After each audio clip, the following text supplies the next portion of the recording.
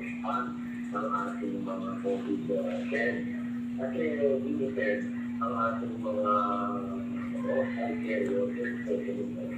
Kung sabihin mo, umalis yung kalahati ng workforce natin, parang ginawa ka mo ngayon ng kalahati ang bed capacity ng mga hospital.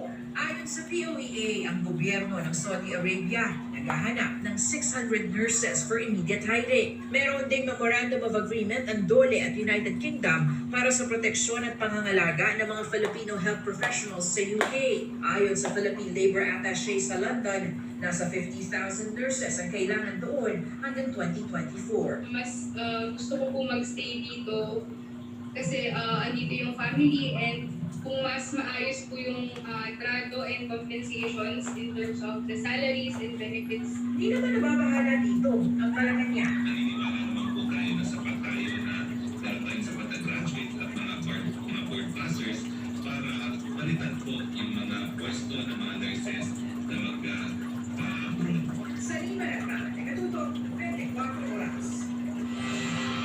Sa mga excited para sa kanilang 13th-month pay, may paalala po yan ang Department of Labor and Employment. Hindi po kasi automatikong isang buwan ang inyong makukuha dahil meron pong ginagawang computation dyan. Yan ang tinutukan ni Chino Gaston. Sa pagsapit ng mga bare months, bukang bibig ng mga empleyado hindi lamang ang usaping Pasko, kundi pati ang inaasahang taunang 13th-month pay. Para sa mga empleyado ng isang resto bar dito sa Quezon City, kasado na kung saan mapupunta ang 13th-month pay.